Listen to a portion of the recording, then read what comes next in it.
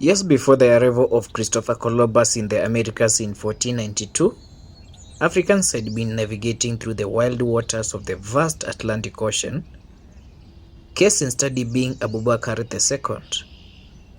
If you don't know who Abubakar II is, watch my video on Mansa Musa, the richest man to have ever lived.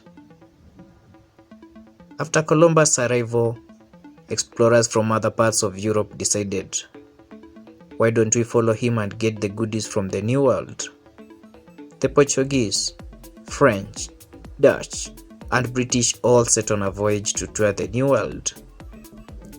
Once they reached the Americas, the Portuguese got curious and decided, why not go further? And boom, they docked at West African ports and picked several slaves on their way back. In 1519, the first batch of slaves from Africa arrived in Puerto Rico, signifying the start of a dark era for African countries bordering the Atlantic Ocean. If I say that every day was a Black Friday in Africa for the slave masters, you would all lynch me. It's on a light note though. Reliable statistics show that more than 12.5 million Africans were taken to the Americas, Caribbean islands, and Europe during the peak of the transatlantic slave trade. Between 1519, when the first slave ship arrived in Puerto Rico, and 1600, Portugal had trafficked close to 264,000 Africans to plantations and the blooming industries in the respective countries. British came a distant second with only 2,000 slaves, and during this period, Portugal accounted for 55.75% of these slave caravans. Check this graph to see the flow of slaves from Africa to Europe, Caribbean, and Americas.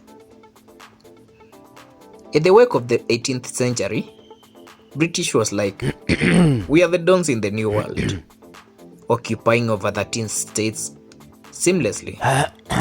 Why not increase the number of slaves to serve in our farms and young industries? And yes, they understood the assignment. Although the transatlantic slave trade routes were closed in 1808, the damage had already been caused. The enslaved Africans lost their bonds and ties with their families, religion, and ethnicity that made them whom they were. So, how did the Africans lose it? The Europeans were witty and knew the best way to take Africans into captivity was through divide and rule. They would recruit and brainwash one group of native Africans to believe that they were more superior than the rest. Alternatively, they would talk ill of the native Africans' culture, religion, skin color, and even their language, pushing the Africans to feel inferior.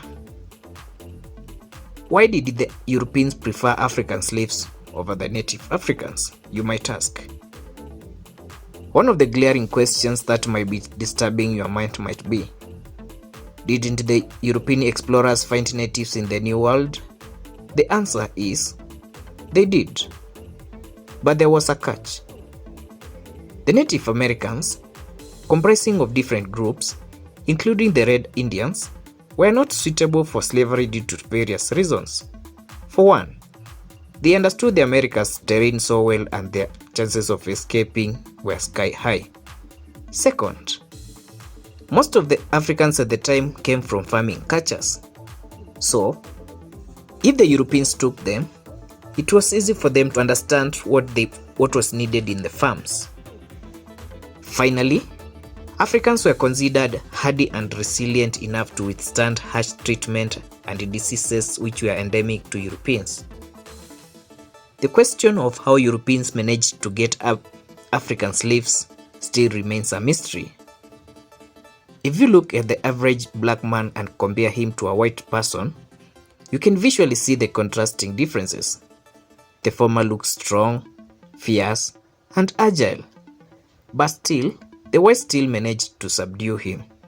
But how? You see, the whites really understood the divide and rule law better. They would send spies to monitor any warring communities, arm the stronger one, and in return, demand for slaves from the losing side. For instance, When the Oyo Empire in Western Africa defeated their rivals in southern Yoruba states, they captured the soldiers and sold them to slavery. The cunning European cheerleaders would then gift the winners with cotton textiles, guns, glass, and even food products that had been grown by the African slaves in the New World and Caribbeans. The motivated war chiefs would push themselves further to capture more people and sell them to the, in quotes, newfound friends. I stand corrected, but I also think that the people who were considered bad for the prosperity of a community were arrested, chained, and given out to the slave masters. I'm talking about thieves, witches, and other such people. One of the cringy issues that rise at the mention of transatlantic slave trade is the unsafe conditions under which the slaves worked. Once arrested, the slaves were bound by chains in groups of 3, 4, 5, or even more people. In some cases, the slaves would have their Achilles tendon bored with a hot metal to pass the chains. If arrived at the Americas and Caribbean islands, they were directly taken to their slave masters, then to the farms. The new slave owners would then use a hot piece of metal to put special marks on the slave bodies for easy identification, just in case they planned an escape route. When I say the whole thing was gross, I mean it. Most of the slaves were taken to the farms where cotton and sugarcane were the primary crops grown. They would till the land from dawn to dusk under the scorching sun. Any sign of fatigue was rewarded with flogging. That is why the life expectancy of the slaves was capped at 23 years. The high mortality rate for the slaves would push the slave owners to look for more slaves, and that would mean one thing: more slaves would be shipped from Africa to their illegally acquired farm in the New World, and in some cases, Europe. From Morocco down to Angola, African men and women left in droves, never to be seen again. In the next video, I will discuss about the Arab slave trade in Africa. But guys, kindly do something about the subscription, please. We are just at 200 subscribers. To those who have subscribed, I want to say thank you. Kindly, let's go.